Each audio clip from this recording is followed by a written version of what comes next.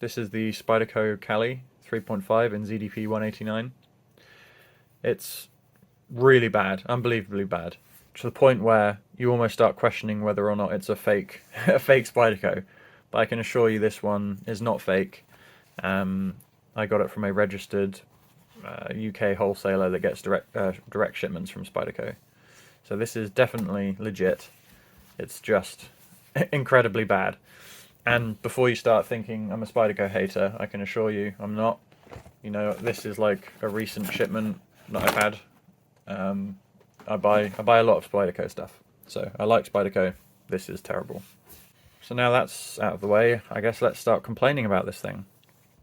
I'm going to start with some of the more minor complaints, which, if they were kind of standalone, they wouldn't matter as much, but because there's so many knives on the market, there's less room for having issues like this because you can just get something better.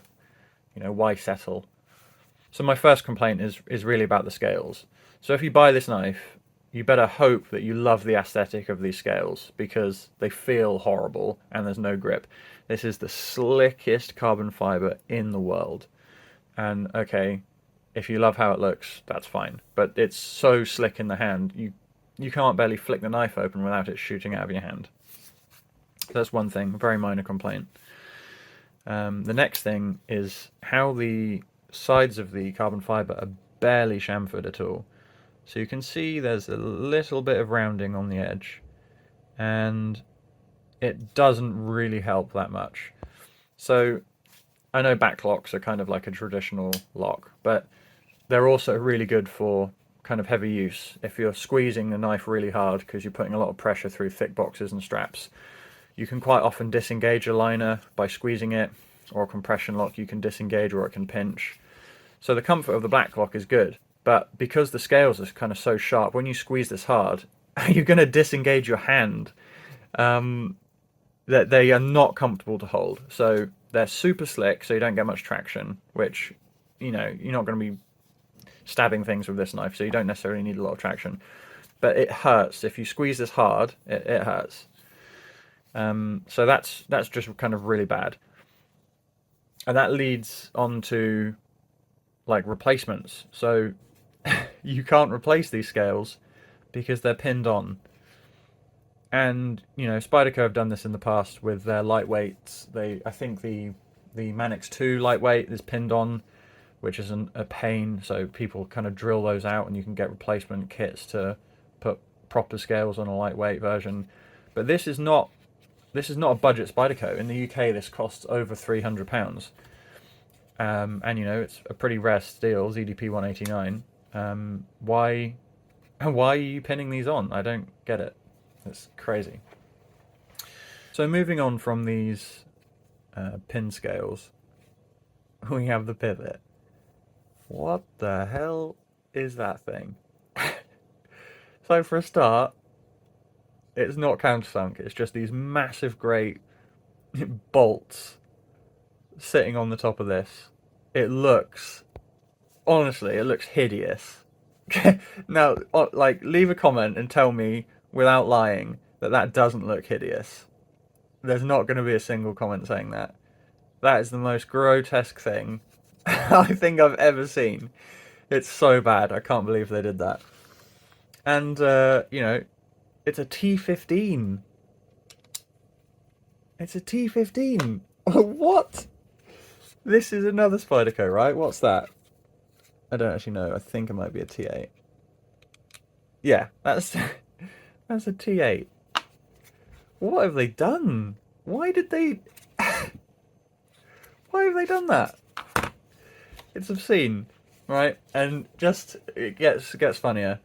They're not even symmetrical. This is more of a shallow dome. Obviously, you know, this is T15 head in it, so it can't be the same shape, but it's not nice it being not symmetrical. And the next thing is, see if you can notice anything else about this. Let me get it in focus for you. That's that side. That's that side.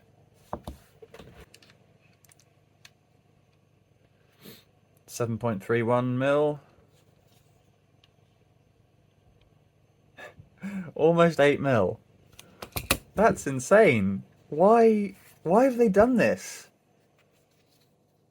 They've taken a great steel and put it in like the most hideous, awful package they could possibly have manufactured. I just don't understand. If none of those were deal breakers for you, this next bit might well be, because it's certainly a deal breaker for me. Spyderco have this issue on a few of their knives, like the GB2. And it's where you can cut yourself on the knife with it being closed. So you can see here the tip is very close to the like the top of the scales, right? And you can get a bit of flesh stuck in there by accident. That is now making contact with that blade. You know, it pretty much happens with any of my fingers will get cut on that. And you think that's, you know, an unlikely event. How often are you going to jam your finger in between these scales? But for me, it's fairly common, unfortunately. I kind of fidget with my knives a lot while I'm sat at my desk working, and you know, you're just manipulating the knife in your hand, and just kind of like run your thumb across the surfaces of it, and you'll just find yourself just doing that. I can feel my thumb catching on that, and if you're pressing quite hard, you easily get enough flesh stuck in that, and it cuts you pretty nasty. And you know, that doesn't need to happen. So this is a really cheap, sub £60. Look how deep that tip is buried in there. There's no way you can cut yourself on that. Even Spyderco's other designs, here's a Delica. You know, I've even tried to cut myself on that and I can't. So, kind of almost. You've got a real try though for that one. The PM2 is no issue at all.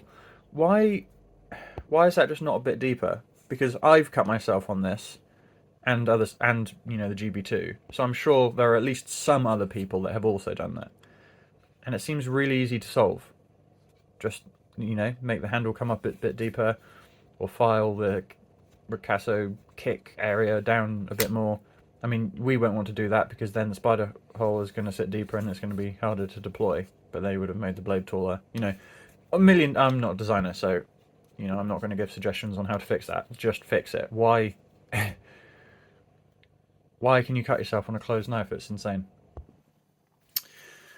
I mean, overall, I really hate this thing. I only bought it so that I could kind of experience ZDP-189. I didn't buy it because I liked the look of the knife or I thought it was going to be good. I didn't really have any thoughts on what it was going to be like. I usually like most Spydercos, but this is definitely on my hate list, for sure. I would strongly recommend never buying one of these.